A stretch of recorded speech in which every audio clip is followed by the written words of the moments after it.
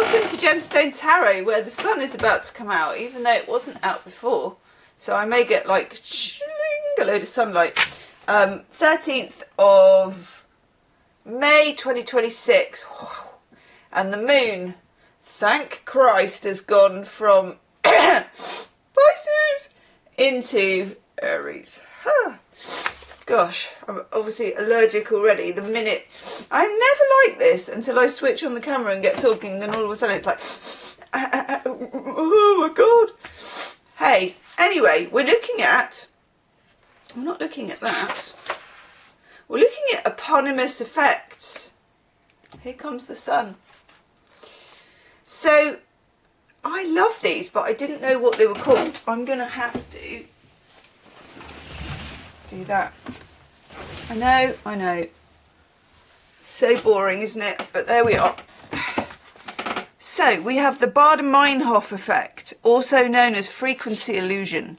This is my kind of rabbit hole, I have to say. On discovering a new word or concept, it is likely to be heard again within 24 hours. We've all experienced this. We have, haven't we? Coined by Terry Mullen, a correspondent to the St. Paul Pioneer Press. They say that as if we're all like, oh, the St. Paul Pioneer Press, who observed the effect in a friend who had just learned about the Bader-Meinhof gang, and then reported hearing about them again the following day.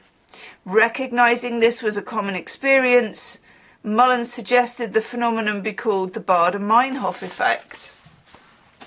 You can trundle that out at your dinner parties for free. That's a good factoid.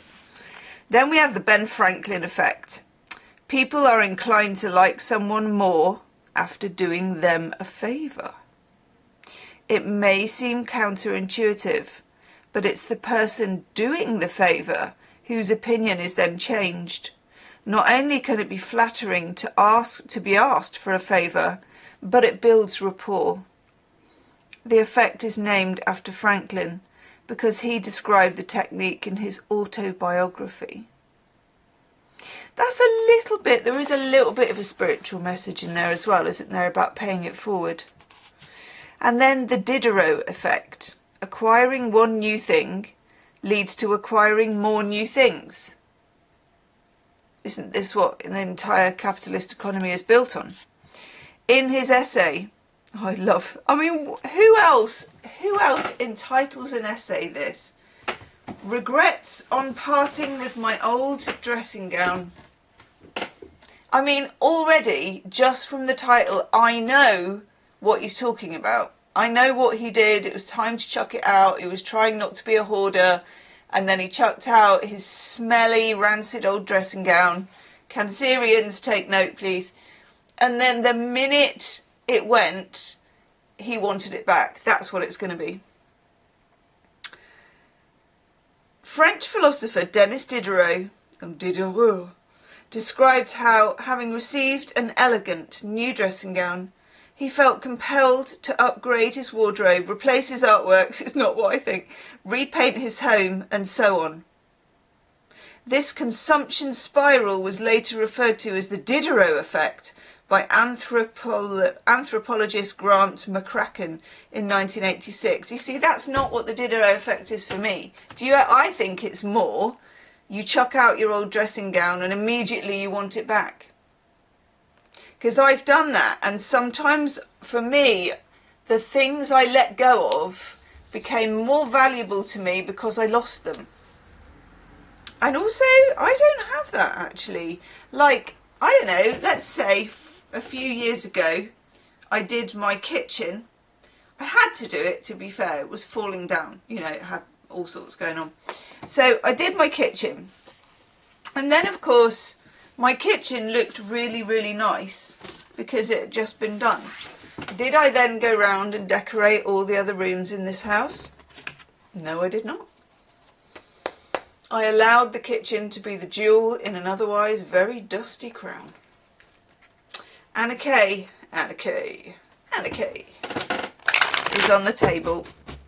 Let's see what she has to say about today.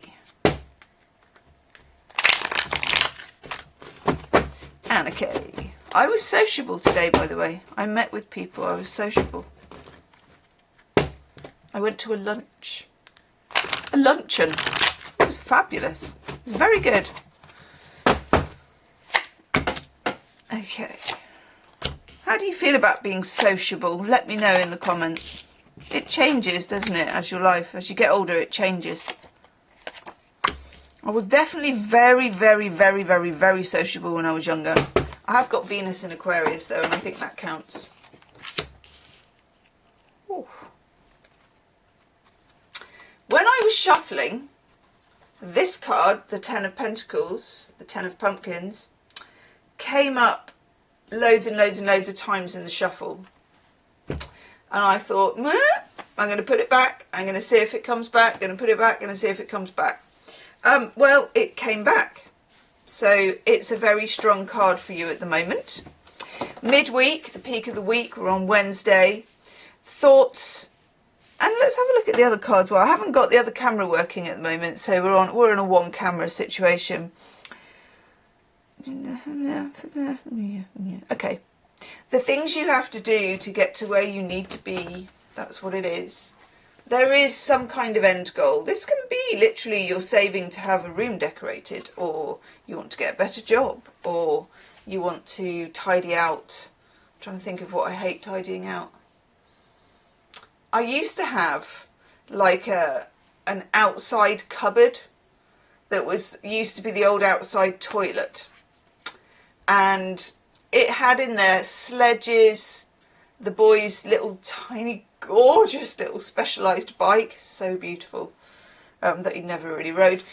A lot of spiders, loads of random old plant pots and buckets and bits of shite.